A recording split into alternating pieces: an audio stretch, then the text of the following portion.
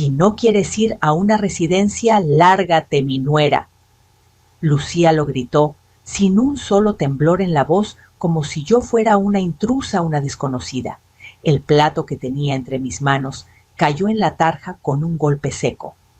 Daniel, mi hijo, se quedó helado con la boca entreabierta, mientras Sophie y Mateo me miraban con ojos grandes, confundidos y asustados. En ese momento supe que nada de lo que yo hiciera o dijera iba a cambiar la decisión que ya habían tomado. Respiré hondo, apreté los labios para no llorar y sonreí. Nunca pensé que la humillación tuviera sonido. Pero esa tarde, en mi propia cocina, lo escuché con toda claridad, el eco de la voz de mi nuera golpeando las paredes que yo misma había limpiado tantas veces. ¿Qué dijiste?, le pregunté despacio, como si mis oídos se negaran a creerlo. Lucía dio un paso hacia mí. Alta, impecable, uñas rojas, perfume caro. Ni siquiera trató de suavizarlo. ¿Lo escuchaste bien, doña Elena? Aquí ya no hay espacio para usted. Ya no podemos hacernos cargo de su edad. La palabra cayó pesada como una piedra edad, como si mis 68 años fueran basura acumulada. Volteé a ver a Daniel, mi muchacho, el niño que corría tras de mí pidiéndome otro taco dorado, el joven que lloró abrazado a mi falda cuando enterramos a su padre. Ahora me miraba como si yo fuera una carga que no sabía dónde poner. «¡Mamá!», susurró sin mirarme a los ojos. «Es lo mejor». ¿Lo mejor? ¿Para quién? Yo había vendido mi casita en Puebla para venir a ayudarles cuando nació su primera hija. Había cuidado a los niños, cocinado, lavado, planchado. Había escondido mis dolores de espalda para no estorbar. ¿Y ahora? Esto... Lucía cruzó los brazos, ansiosa de que yo reaccionara, de que suplicara, de que les rogara quedarme. Pero no le iba a dar ese gusto. Le regalé la sonrisa más tranquila que encontré perdida dentro de mí. «Está bien. Si es lo que quieren, me iré hoy mismo». Fue entonces cuando vi el destello de triunfo en su mirada, como cuando te quitan algo y ni siquiera disimulan la alegría. Me mantuve de pie recta, aunque por dentro las piernas me temblaban. Tomé aire. Fui a mi cuarto, el cuarto pequeño que usaban de bodega, hasta que yo llegué y saqué la misma maleta vieja con la que había venido a esta casa. La abrí en la cama y con calma comencé a doblar mis pocas cosas, 2 blusas, mi suéter tejido, mi vestido negro para misa y una caja de zapatos donde guardaba mis fotos más queridas. Mis manos curtidas y firmes acariciaron la imagen de mi esposo Jorge, mi compañero de vida, el hombre que trabajó tantos años para que Daniel tuviera una vida mejor. Me pregunté si él estaría viendo todo esto desde el cielo y si también sentiría la misma rabia que quemaba mis venas. No derramé ni una lágrima. Las lágrimas son para quienes todavía esperan algo. Yo ya no esperaba nada de ellos. Cuando bajé con mi maleta, la casa estaba en un silencio incómodo. Lucía jugaba con su celular fingiendo que no me veía. Daniel caminaba de un lado a otro desesperado, pero sin valor para frenarla. Los niños salieron de su cuarto y corrieron a abrazarme las piernas. «¿A dónde vas, abuelita?», preguntó Mateo. «De viaje, mi amor», le dije, acariciándole el cabello. «¿Cuándo vuelves?», preguntó Sophie con la voz quebrada. No supe responder. No supe si podría volver a verlos algún día. Y justo cuando creí que ese sería el último dolor, que ya no quedaba nada más por arrebatarme, el timbre de la casa sonó. «¡Ding dong!». Lucía frunció el ceño molesta. ¿Quién demonios vendrá a esta hora? Daniel fue a abrir. Yo me quedé quieta con la maleta en la mano, como una estatua a punto de romperse. Escuché cómo la puerta se abría lentamente, y entonces de repente su voz. Una voz cálida, profunda, familiar. Buenas tardes, Daniel. ¿Está tu mamá? Vengo por ella. Mi corazón dio un brinco. No podía ser, pero sí era él. Daniel se quedó callado. Lucía se levantó indignada, caminó rápido hacia la puerta y se paralizó. Afuera, en plena banqueta, una Suburban negra brillaba bajo el sol de la tarde. Un chofer joven esperaba de pie junto a la puerta abierta. Y allí estaba él, don Ricardo Vidal, el mejor amigo de mi difunto esposo, viejo conocido de la familia. Traje impecable, cabello plateado peinado hacia atrás, mirándome como se mira a alguien importante. Pero lo que más dolió, lo que más disfruté, fue ver cómo desaparecía la sonrisa prepotente de Lucía. Se borró de golpe como si alguien se la hubiera arrancado de la cara. Ricardo entró 2 pasos, ignorando la incomodidad de los demás, y se acercó directamente a mí. «Lista, Elena», dijo suave, ofreciéndome su mano. Yo asentí sin hablar. Agarré mi maleta. No volteé a ver a nadie más.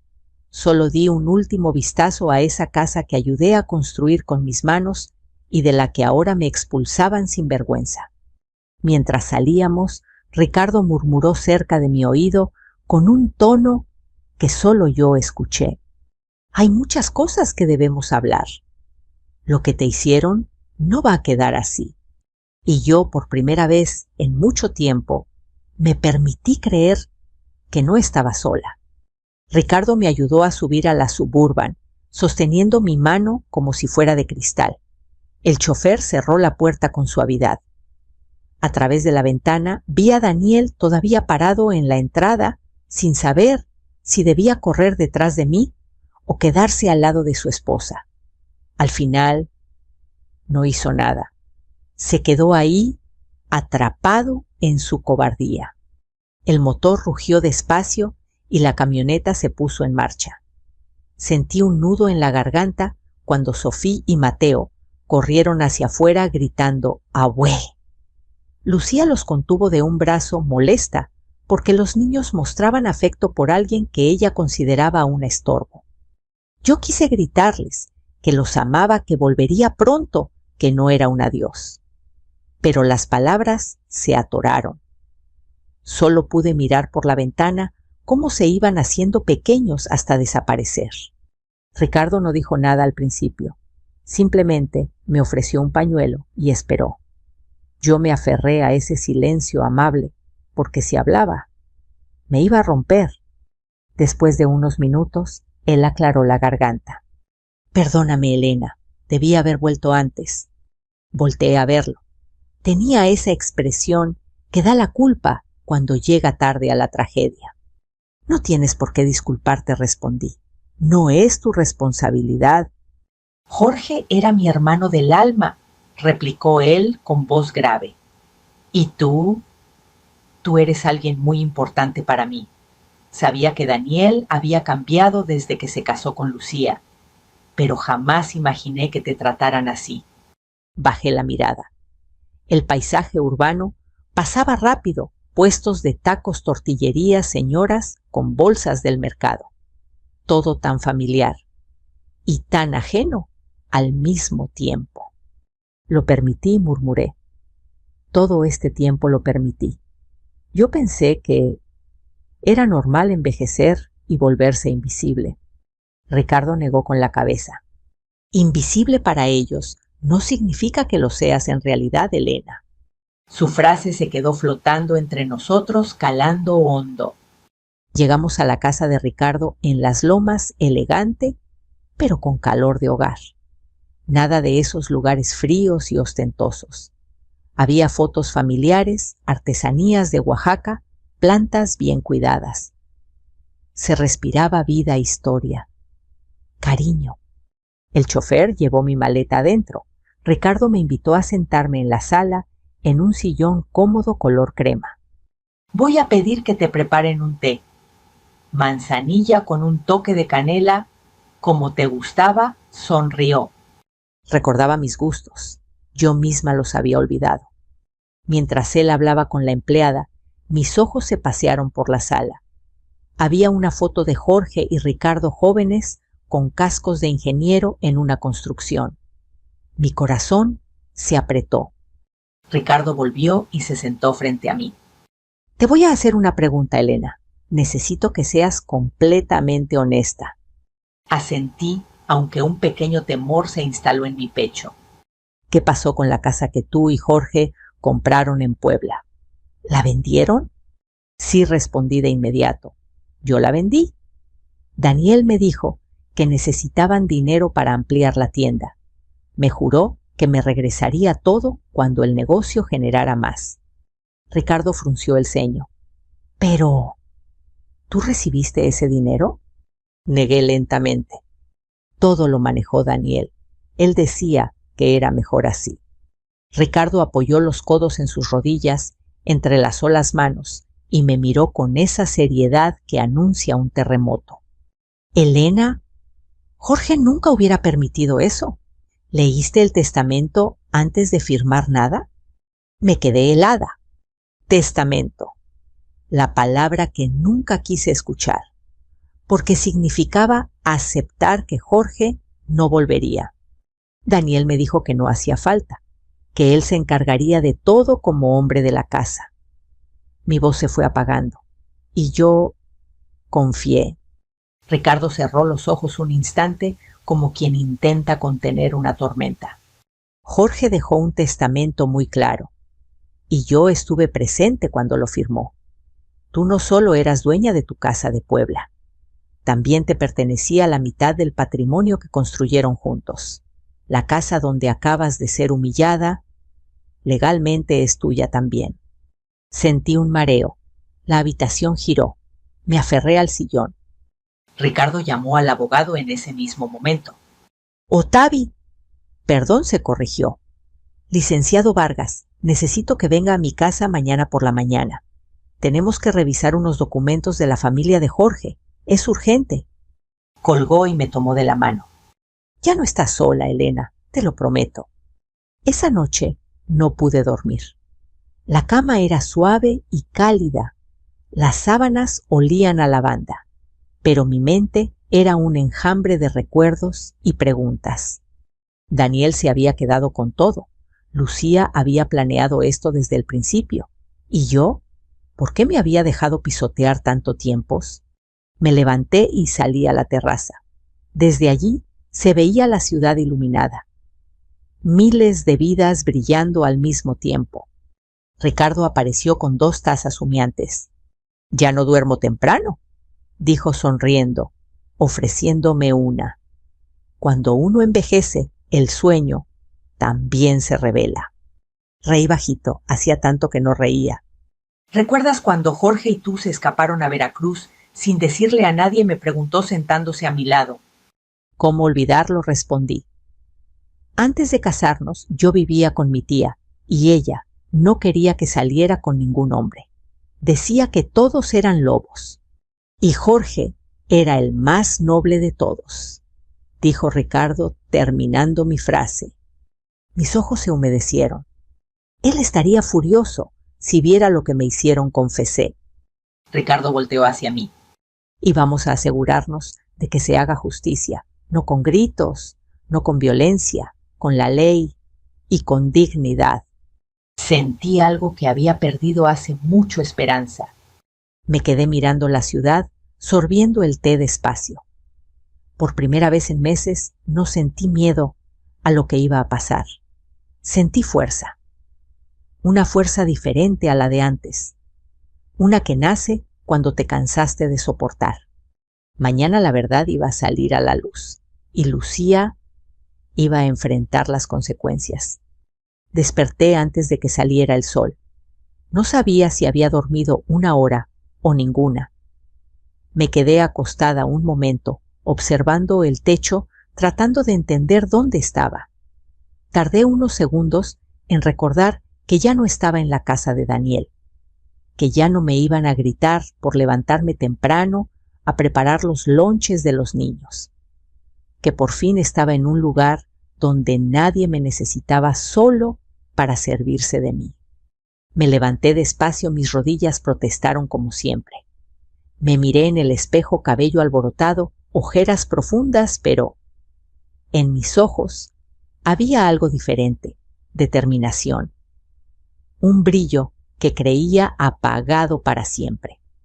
Cuando bajé al comedor, Ricardo ya estaba ahí leyendo el periódico con sus lentes a media nariz. «Buenos días, Elena», dijo con esa voz que podría calmar tormentas. «Buenos días», respondí intentando sonreír. Una mujer joven apareció con una jarra de café. Me sonrió con calidez y me ofreció una taza. Me temblaron un poco las manos al sostenerla. Hacía tanto que nadie me atendía con cariño. Ricardo dobló el periódico y me miró fijamente. «¿Lista para empezar?» Respiré hondo y asentí. A las 10 en punto llegó el licenciado Vargas. Un hombre de traje oscuro, barba bien recortada y un portafolio que parecía pesar toneladas de verdades. Después de los saludos formales, desplegó una pila de documentos sobre la mesa. «Doña Elena, vamos a revisar lo que Jorge dejó estipulado». Mis dedos se pusieron fríos. El testamento. Algo que yo había evitado por años, porque significaba enfrentar la ausencia de mi esposo. Y también lo que vino después de su muerte. El abogado me señaló un documento específico. Reconocí la firma de Jorge al instante. Era como ver su rostro por un segundo, vivo, sonriendo con aquellos ojos cálidos que siempre confiaron en mí. «Aquí Jorge le deja a usted 50% de la casa familiar y 30% de su participación en la empresa que ambos fundaron».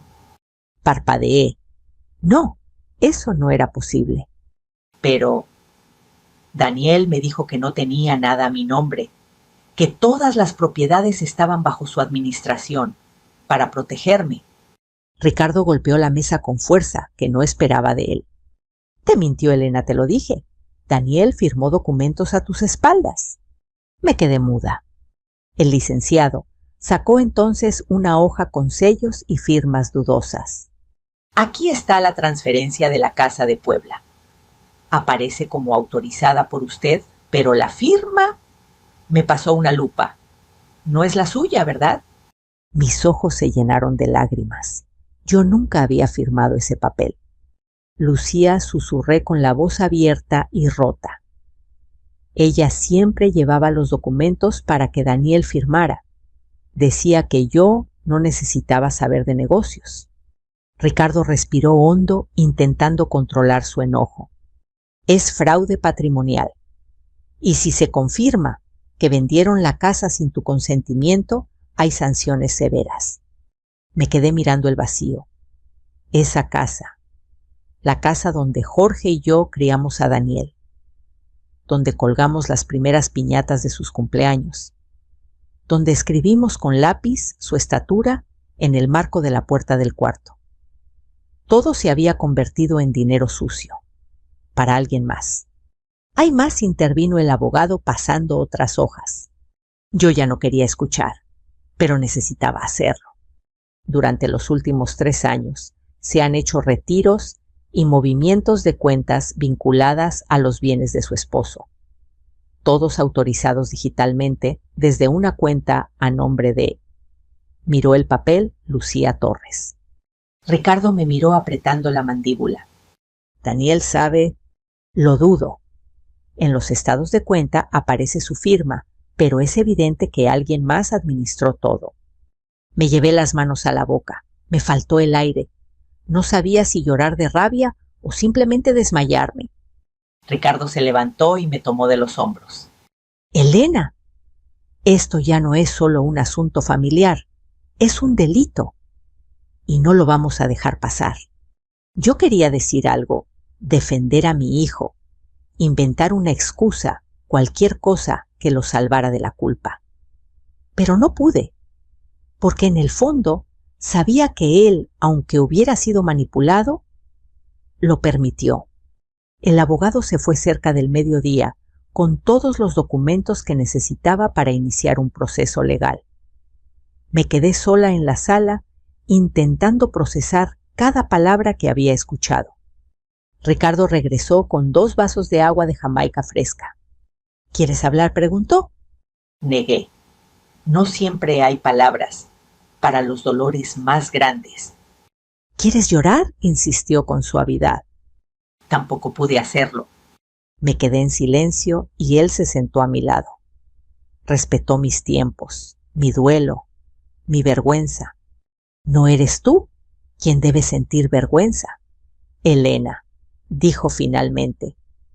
No fuiste tú quien traicionó. No fuiste tú quien mintió. Tragué saliva con dificultad. Soy su madre, susurré. ¿Cómo no me di cuentas? Ricardo suspiró con dolor genuino. Porque el amor de una madre siempre confía, hasta que la obligan a dejar de hacerlo. Su frase me atravesó el pecho. Por la tarde, mientras tomábamos café en el jardín, sonó mi celular. Daniel. Miré la pantalla. 34 llamadas perdidas, 17 mensajes. Lucía también había escrito gracias por su comprensión, suegra. Seguro estará mejor en una residencia. Sentí náuseas. Daniel insistía con llamadas. Lo dejé sonar 1, 2, 5 veces, hasta que Ricardo tocó mi mano. Contéstale cuando estés lista, no antes. ¿Y si nunca lo estoy?, pregunté con voz baja. Ricardo me miró con ternura. Entonces será porque él se lo ganó. Me quedé mirando el teléfono mientras seguía vibrando. No sabía si responder significaba esperanza o debilidad. Lo puse boca abajo. Por ahora Daniel tendría que vivir con la incertidumbre. Yo ya no era la mujer que se quedaba callada en la esquina de su casa. Yo ya no era la madre que aceptaba migajas emocionales. Algo dentro de mí había despertado, y una vez despierto, no pensaba volver a dormirse. Esa noche, mientras intentaba dormir, escuché la voz de Jorge en mi mente. Elena, no dejes que te humillen. Elena, nuestra casa es tuya. Elena, recuérdate quién eres. Abrí los ojos. Sí, lo recordaba. Yo soy la dueña de mi vida, y nadie, ni siquiera mi hijo, volvería a pisotearla. Mañana sería el primer paso para recuperar lo que era mío. No por avaricia, no por dinero, sino por dignidad. Y cuando Lucía se enterara, el verdadero infierno iba a comenzar para ella. No recuerdo haber sentido tanto miedo como el que me invadió aquella mañana. No era miedo a perder mi casa, ni mi dinero, ni mi estabilidad. Era miedo a perder lo único que mantenía mi corazón latiendo, mis nietos. El abogado licenciado Vargas me llamó temprano, su voz urgente. Doña Elena, no quiero alarmarla, pero necesito que venga conmigo al juzgado esta tarde. ¿Qué pasó? Sentí cómo se me helaban las manos. Lucía presentó una denuncia en su contra, por violencia psicológica hacia ella y los niños. Por un momento pensé que había escuchado mal. ¿Yo violencia? Eso es absurdo, murmuré. Yo jamás. Lo sé, me interrumpió, pero ella juega sucio. Y esto es solo el comienzo. Mis piernas flaquearon. Me sostuve del respaldo de la silla. Ricardo, que estaba cerca, dejó lo que hacía y se acercó rápidamente. ¿Qué quieren ahora?, preguntó con la mandíbula apretada. Mientras yo intentaba hablar, el licenciado continuó.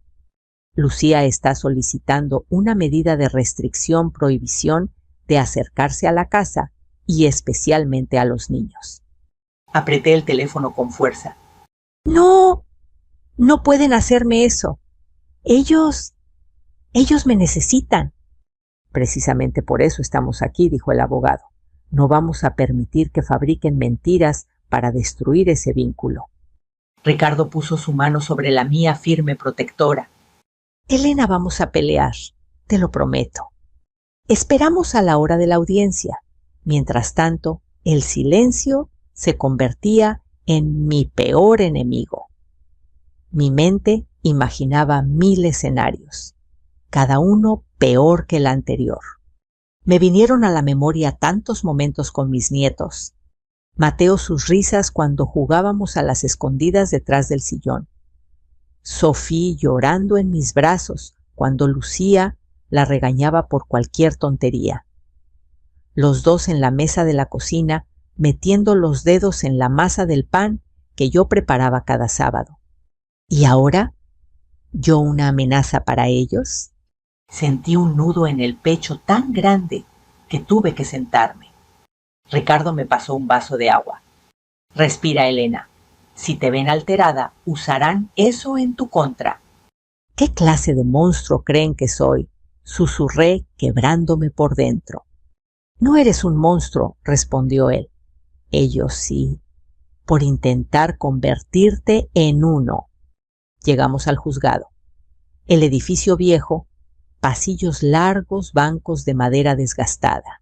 Gente llorando, discusiones, abogados corriendo de un lado a otro. La justicia siempre parece tener prisa, excepto cuando más se necesita. Al fondo del pasillo los vi. Lucía impecable como siempre, falda plisada, suéter beige, cabello perfectamente recogido y lágrimas falsas en los ojos. Daniel a su lado, cabizbajo, nervioso, sin atreverse a mirarme. Cuando Lucía me vio, apretó fuerte el brazo de Daniel y susurró algo. Él se removió incómodo. No dije nada. Mi mirada habló por mi traición. Señora Elena, por favor, pase a la sala, indicó una funcionaria. Entramos. El juez, un hombre de unos 50 años, rostro serio, papeles frente a él. Estamos aquí para revisar la solicitud de medida de protección a favor de la señora Lucía Torres y sus 2 hijos, leyó el juez sin emoción. El abogado de Lucía tomó la palabra. Un hombre grande, traje arrugado y voz cínica. Mi clienta teme por su integridad. La acusada ha demostrado comportamientos agresivos y ha intimidado a la familia con amenazas. Los niños están asustados, no duermen bien. Han llorado continuamente desde que la señora Elena abandonó la casa. Eso es mentira, exploté sin pensarlo. El juez levantó la mano para silenciarme. La acusada deberá esperar su turno para hablar. Lucía fingió secarse una lágrima. Yo solo quiero que mis hijos estén bien, dijo con voz temblorosa. No merecen vivir con miedo. Quise reírme. Vivir con miedo. Los niños le tenían miedo a ella, no a mí. El juez me dio la palabra. Señoría, yo jamás le haría daño a mis nietos. Soy quien los ha criado estos años. Si alguien les ha gritado, si alguien los ha hecho sentir menos, no he sido yo. Intentaba mantener la compostura, pero mi voz se quebraba. El abogado de Lucía atacó de nuevo. Tenemos testigos de que la señora Elena ha discutido violentamente dentro del hogar y que ha hablado mal de la madre frente a los niños. Me giré hacia Daniel, rogando, aunque fuera en silencio, que interviniera, que dijera la verdad, que recordara quién fui en su vida. Pero Daniel mantuvo los ojos clavados en el suelo. Me partió el alma. El juez pidió un receso de 10 minutos para revisar los documentos. Yo me levanté despacio, sentí que el aire no me alcanzaba. Salí al pasillo buscando un respiro. Ricardo me encontró y me abrazó por los hombros fuerte. Pase lo que pase hoy, Elena, esto no termina aquí. Asentí, aunque la desesperación me estaba asfixiando. La funcionaria nos llamó de nuevo. Entré, respiré lo más profundo que pude. El juez leyó su resolución. Dada la naturaleza de las denuncias y la necesidad de proteger a los menores, se concede parcialmente la medida solicitada. Sentí que el mundo se desmoronaba. La señora Elena Torres queda prohibida de acercarse al domicilio de la familia, continuó el juez, pero mantendrá derecho a convivencia una vez por semana en un lugar neutral y supervisado. Una vez por semana, supervisado. Me arrebataron mi lugar de abuela. Me degradaron a visitante vigilada. Lucía sonrió. Sonrió. Con ese gesto supe que no era suficiente para ella, que quería verme destruida. Lo estaba logrando. Cuando salimos, me apoyé en la pared. El suelo parecía moverse. Ricardo me sostuvo para que no cayera. No llores aquí, me pidió. Esta gente no merece ver tu dolor. Pero las lágrimas ya rodaban por mis mejillas. Yo no quería dignidad. Yo solo quería a mis niños. Me los están quitando, sollozaba. Me los están quitando. ¿Y los vas a recuperar?, aseguró él. Te lo juro. Sacó un pañuelo y secó mis lágrimas con cuidado. Hoy perdimos una batalla, continuó, pero la guerra apenas empieza. Me aferré a esa frase como si fuera una tabla en medio del mar. Mientras caminábamos hacia la salida, Ricardo agregó con voz baja y peligrosa: Lucía piensa que ya ganó, pero no tiene idea de lo que se viene. Vamos a exponerla. Y cuando la verdad salga a la luz, ella será la que pierda todo. Yo levanté la cabeza llena de un dolor que ardía y se transformaba en fuerza. Porque si hay algo que una abuela mexicana jamás permite, es que le quiten a sus nietos sin pelear hasta el final. La semana siguiente fue una de las más largas de mi vida. Cada minuto se sentía como una piedra pesada encima del pecho. Pero el día había llegado la reunión en el bufete del licenciado Vargas, donde por fin se pondrían las cartas sobre la mesa. Ricardo me acompañó. Íbamos en la Suburban negra, la misma que le borró la sonrisa a Lucía aquel día. Yo respiraba hondo una y otra vez, como si necesitara convencer a mis pulmones de que el aire aún me pertenecía. Pase lo que pase hoy, me dijo Ricardo, apretando mi mano, saldrás de aquí con la frente en alto. Asentí. No estaba sola, y eso lo cambiaba todo. Llegamos al edificio elegante en Polanco, pisos de mármol, paredes, con cuadros modernos, recepcionistas bien peinadas. Todo muy distinto a los lugares donde yo estaba acostumbrada a pedir ayuda. Nos guiaron a la sala de juntas. Una mesa larga de madera oscura, sillas acolchonadas, pantalla lista para una videollamada por si se necesitaba. Yo me senté derecha con el corazón golpeando mis costillas. Minutos después entraron Daniel y Lucía, acompañados de su abogado. Lucía caminaba como si ya hubiera ganado cabeza en alto, estrechando el bolso caro contra su cadera. Daniel no era más que una sombra detrás de ella. Ojos apagados, hombros caídos, sin voz, sin alma. Quise abrazarlo, pero también quise gritarle. Mi corazón estaba dividido en 1000 pedazos. El licenciado Vargas comenzó: Gracias por venir. Hoy vamos a presentar evidencia relacionada con la administración del patrimonio del señor Jorge y de la señora Elena. Lucía rodó los ojos. Ay, por favor, esto es una pérdida de tiempo. Ustedes solo quieren hacerme quedar como la mala. Ricardo la fulminó con la mirada. No necesitamos hacer nada para que eso suceda, dijo con un frío que me sorprendió. Me mordí el labio para evitar sonreír. El abogado proyectó en la pantalla los estados de cuenta. Aquí pueden ver transferencias recurrentes desde la empresa familiar hacia una cuenta desconocida, explicó. Y aquí la prueba de que la firma de la señora Elena fue falsificada en la venta de su casa. Se hizo un silencio incómodo. Yo observé a Daniel. Tragó saliva. Lucía le apretó el brazo como avisándole que no se atreviera a dudar. Ricardo cruzó los brazos. Lo más preocupante, continuó el licenciado, es el comprobante de una compra realizada hace 4 meses, un departamento en Santa Fe, a nombre de la señora Lucía Torres. Daniel se volteó hacia ella incrédulo. ¿Qué compraste un departamento? ¿Con qué dinero, Lucía? Ella forzó una risa nasal.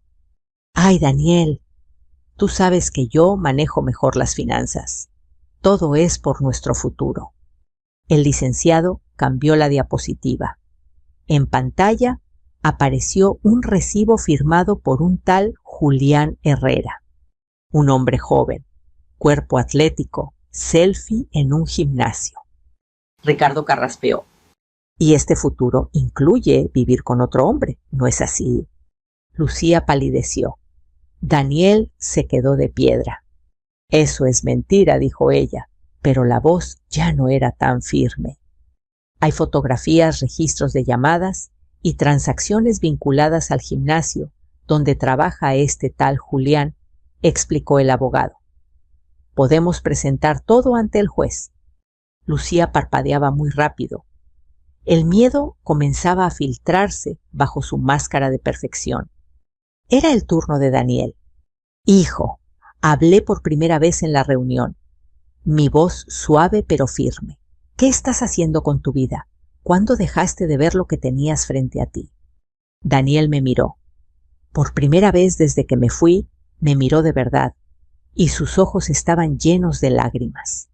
Yo solo quería que todos estuvieran bien, balbuceó. Creí que si la hacía feliz a ella, todos seríamos felices. Pero sacrificaste a la persona que siempre estuvo ahí por ti, le contesté, a tu propia madre. Daniel se llevó las manos al rostro. Era como si recién ahora estuviera despertando de un sueño muy oscuro. El licenciado Vargas habló con solemnidad. Tenemos una propuesta de conciliación. Si se firma hoy, se evita la vía penal. Colocó un documento frente a Daniel. Divorcio inmediato.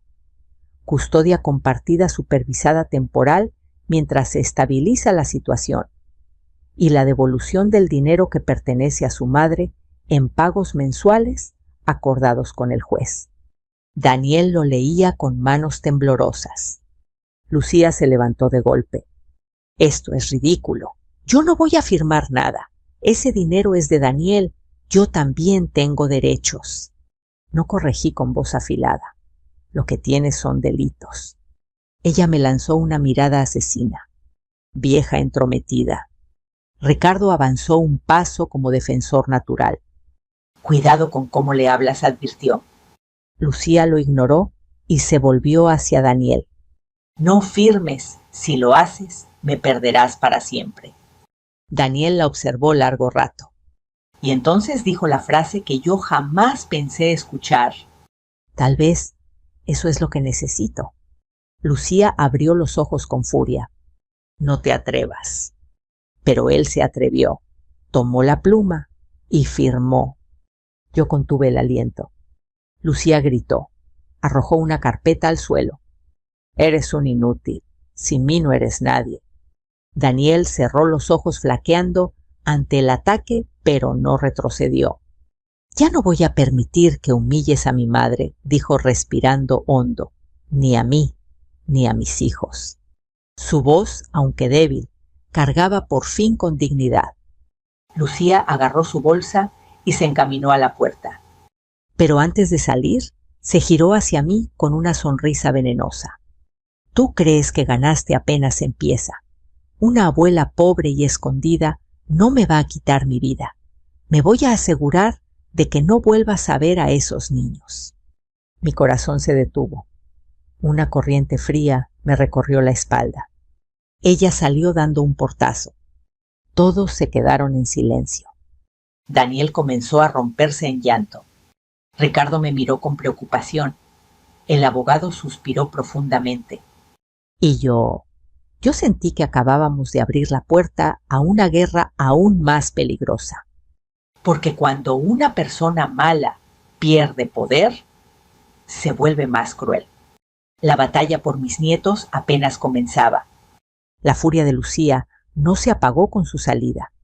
Se transformó en algo más peligroso: astucia. Esa misma noche empezó a mover fichas que yo ni podía imaginar. Mensajes, llamadas anónimas, gestiones rápidas con gente sin escrúpulos. Todo para hacernos ver mal y para borrar rastros. Pero nosotros también teníamos armas, pruebas, asesoría experta y sobre todo la verdad. Al día siguiente, cuando la calma de la mañana aún olía a café recién hecho en la casa de Ricardo, sonó mi teléfono. Era otra llamada del licenciado Vargas. Doña Elena dijo con voz tensa: necesitamos actuar ya. Lucía ha presentado una contrademanda y está solicitando la guarda provisional de los niños, alegando inestabilidad en el hogar de su padre. Mi estómago se contrajo. ¿Cómo podía atreverse? ¿Con qué intención? ¿Con qué cara respiré? Y recordé lo que me enseñaron mis abuelos: cuando te golpean, te levantas con más fuerza. ¿Qué necesitamos hacer?, pregunté sin dudar. Reforzar la defensa.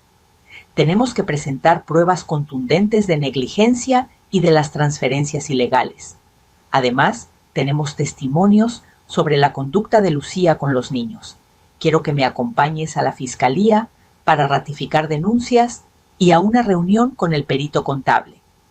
También añadió, con voz más suave: sería bueno que empieces terapia con una psicóloga familiar, tanto por tu bien como por la estrategia.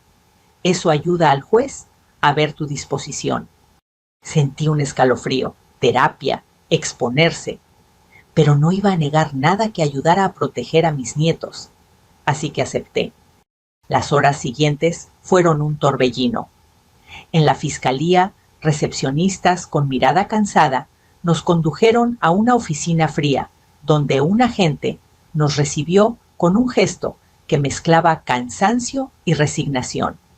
Hemos recibido varias denuncias por fraude y apropiación indebida en relación con la Sociedad Montenegro y la familia Vidal, explicó el agente. Necesitamos la documentación física, copias de estados de cuenta y, si es posible, pruebas testimoniales. Presentamos todo: facturas, extractos, fotos de transferencias, correos electrónicos, donde Lucía pedía autorizaciones a bancos, incluso mensajes intercambiados con ese tal Julián. El perito contable, un hombre serio, con gafas gruesas, tomó cada documento con profesionalidad. Sus ojos parecían decir: esto huele mal. Mientras firmaba formularios, me asaltaron recuerdos. La primera vez que hablaba con la cajera del banco y preguntaba por el estado de la cuenta. Las excusas de Daniel, las risas en la mesa que ahora resonaban vacías. Me pregunté cuántas veces había preferido el silencio al escándalo. Muchos. La estrategia legal avanzó rápido. El licenciado Vargas logró que el juez ordenara medidas cautelares, congelar algunas cuentas sospechosas y restringir el acceso de Lucía a ciertos bienes hasta que la investigación avanzara. Un alivio momentáneo que me dio aire. Pero Lucía no se quedó de brazos cruzados. Sabía que no la iban a dejar sin luchar, y su siguiente movimiento fue cruel y directo. Empezó a cuestionar mi estabilidad emocional en la opinión pública. Redes sociales, grupos de WhatsApp, de vecinos, llamadas fingiendo preocupación por la conducta errática de una abuela. Un relato diseñado para que las personas se pusieran en contra mía. Aquello me dolió tanto como la traición. ¿Cómo podían comprar esa historia? ¿Cómo podían creerla sin conocerme? Sin embargo, en ese mismo dolor encontré otra verdad. La gente tenía hambre de chismes, pero también había quienes recordaban la mujer que soy. Vecinas que habían visto cómo cosía trajes de novia, compañeras de iglesia que recordaban mi generosidad, amigas que sabían que mis manos siempre estaban limpias de trabajo honesto. Un mediodía, mientras estaba en la consulta con la psicóloga, la doctora Márquez, una mujer de mirada amable y voz cálida, me pidió que hablara sin miedo sobre cómo me sentía. No se trata solo de la ley, doña Elena me dijo. Se trata de reparar lo que te han arrancado: la sensación de seguridad, la confianza en tus hijos, la paz. Vamos a trabajar para que enfrentes esto desde la calma. Sus palabras me ablandaron, no porque me hiciera débil, sino porque me recordaron que la fortaleza no es solo resistir, también es aceptar ayuda. Mientras tanto, el perito contable finalizó su análisis y entregó un informe contundente, movimientos fraudulentos por meses pagos a cuentas vinculadas a terceros y transferencias a tarjetas con nombres falsos. Incluso logró una traza parcial hasta un establecimiento en la costa donde aparecieron cargos sospechosos con tarjetas vinculadas a la cuenta que nosotros señalamos. Con ese informe en mano, el licenciado Vargas presentó una ampliación de denuncia por fraude y por apropiación indebida. La Fiscalía abrió una carpeta de investigación. Por primera vez, la maquinaria de la justicia parecía moverse hacia nuestro lado. Pero Lucía, viendo que las paredes se cerraban, escaló la agresión de la única manera que le quedaba a los niños. Empezó a presentar documentos que cuestionaban mi idoneidad para cuidar a Sofía y Mateo. Alegó que mis hábitos de vida eran inadecuados, que me faltaban recursos para el cuidado moderno y que el entorno de la señora Elena no era seguro para menores. Habló de una cocina que olía a gas de un balcón sin protección, mentiras pequeñas que juntas podrían sembrar duda. El juez prudente pidió evaluaciones. Ahora la batalla se trasladaba a demostrar lo evidente que soy una abuela, dedicada con amor y capacidad para cuidar de sus nietos. Ante la frustración, recuerdo la mirada de Daniel durante la reunión en Polanco, su pena, su culpa. Esa mezcla me dolía como un hierro al rojo vivo. No quería destruirlo, pero tampoco permitir que eligiera la comodidad de un matrimonio manipulador sobre la sangre que lo amó. Esa noche en la cocina de la casa de Ricardo me senté a escribir una carta. No para el juez ni para el abogado, sino para mi nieta Sofía. Le hablé de las recetas que haríamos juntas de la tarde que fuimos a buscar flores en el mercado, de cómo sus ojos brillaban cuando le enseñé a amasar. Le dije que no importaba lo que ocurriera, que mi corazón siempre estaría con ellos. Sellé la carta y sentí que algo en mí cambiaba. Ya no era la mujer que solo pedía. Era la que actuaba con intención y amor estratégico. Porque para proteger a los tuyos hay que ser astuta, paciente y firme. Y mientras me iba a dormir, escuché por primera vez en semanas un susurro de esperanza. Sabía que la guerra aún no terminaba. Lucía tenía coraje cruel y recursos. Pero también sabía algo más: una madre no se rinde, y una abuela menos aún. El día de la audiencia final amaneció gris. No sé si era el cielo o mi propia ansiedad pintándolo así. Me puse mi mejor ropa, un vestido azul que yo misma cosí hace años, y un rebozo verde que Jorge me había regalado en nuestro aniversario número 20. Cuando me miré al espejo, vi a una mujer cansada, sí, pero también a una mujer de pie. Ricardo estaba listo en la sala, traje impecable. Sonrió apenas me vio bajar. «Te ves fuerte, Elena». Y yo me sentí así. Al llegar al juzgado, nos hicieron esperar en una sala pequeña con sillas incómodas. El silencio se rompía solo por el sonido de los tacones de Lucía, que caminaba de un lado a otro furiosa, porque su abogado todavía no llegaba. Daniel estaba sentado con las manos entrelazadas, mirando al piso. Yo me acerqué a él despacio. «Hijo». Él levantó la mirada. Sus ojos estaban rojos, como si no hubiera dormido en semanas. «Mamá, lo siento», susurró. «Siento todo lo que pasó. Nunca debí». Le puse un dedo en los labios. «El arrepentimiento es un comienzo», dije, «pero todavía falta lo más importante, tus hijos». Él tragó saliva y asintió. «Quiero recuperarlos. Quiero ser un buen padre y también ser un buen hijo». Algo dentro de mí se aflojó. Tal vez no todo estaba perdido. Lucía se acercó, interrumpiendo ese instante. «Ay, por favor, ya basta con el drama. Daniel recuerda quién siempre te ha sostenido. Yo». Sostenerme, Daniel se puso de pie. Me hundiste, Lucía, y hundiste a mi familia. Ella se quedó muda. Aquello le dolió más que cualquier documento legal. Nos llamaron a entrar. La juez, una mujer morena, de mirada directa, pidió que todos tomáramos asiento. Sobre su escritorio había 2 carpetas gruesas, una con mi nombre, otra con el de Lucía. He revisado a detalle las pruebas, comenzó la juez, tanto las presentadas por la señora Elena como por la señora Lucía. Hoy tomaré decisiones importantes. Espero que todos respeten este proceso. El licenciado Vargas presentó el informe del perito contable, las denuncias ya admitidas por Fiscalía y las evidencias del abandono emocional hacia los niños. Y entonces, como golpe de gracia, fotografías y mensajes que demostraban el romance de Lucía con Julián. Lucía apretó los puños. Parecía una fiera acorralada. Todo eso son malinterpretaciones, farfulló. Quieren arruinar mi vida. La juez levantó la mano. Silencio.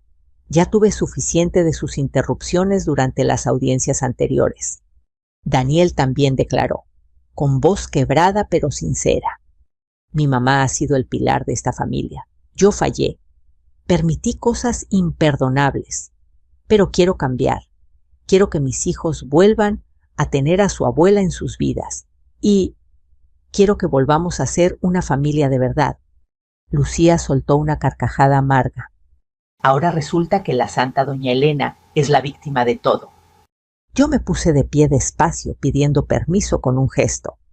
La jueza asintió. Señoría, empecé. Yo no estoy aquí para destruir a nadie. No quiero ver a mi hijo sufrir más. Pero no voy a permitir que tomen lo que me pertenece ni alejen a mis nietos de mí. Yo crié a Daniel con amor. Y ahora voy a proteger a sus hijos con esa misma fuerza. La juez me escuchó con atención.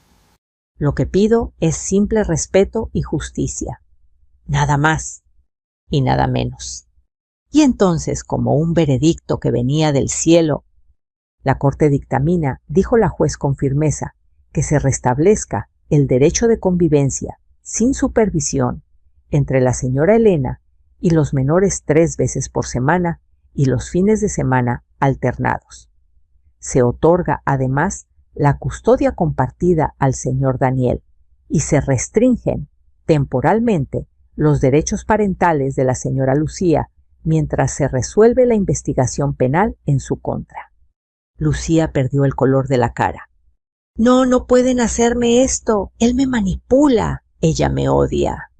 La juez golpeó la mesa. Una palabra más y la saco por desacato. Lucía se desplomó en la silla. Ya no quedaba rastro de aquella reina altiva que me humilló. Se dictaminó también que Daniel sería responsable de la empresa bajo supervisión de un auditor.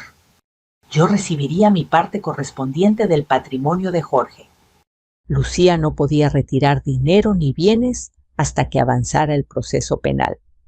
Justicia, al fin. Salimos al pasillo. Daniel me abrazó. Un abrazo largo, lleno de perdón y culpa que empezaba a sanar. Gracias, mamá, me dijo, por no rendirte conmigo. Yo le acaricié el cabello como cuando era niño. Ahora te toca a ti no rendirte con tus hijos. Ricardo se acercó y puso una mano en mi hombro. Ganaste, susurró. No lo corregí suavemente. Ganamos todos los que amamos de verdad. Lucía nos miró desde lejos, derrotada, mientras la escoltaba seguridad del juzgado. No sentí odio, solo lástima. Su guerra se había basado en mentiras, la mía en amor.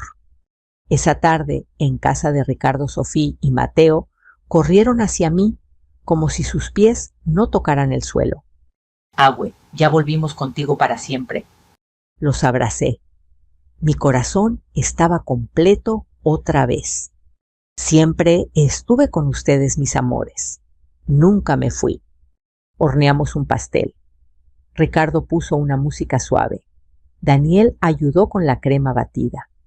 Reímos cuando Mateo se manchó la nariz de chocolate.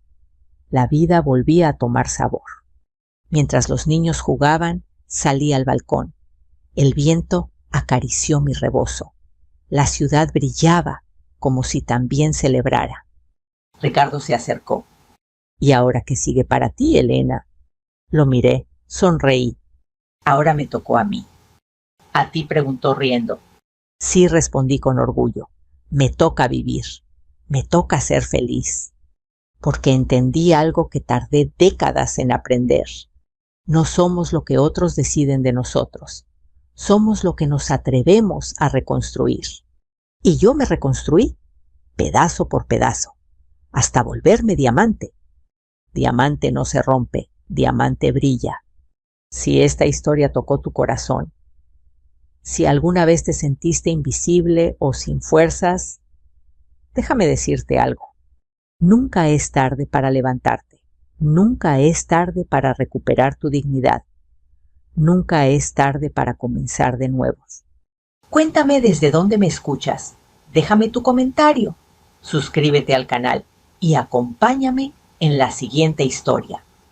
Porque aquí contamos historias que inspiran, que sanan y que recuerdan lo que valemos. Gracias por quedarte hasta el final.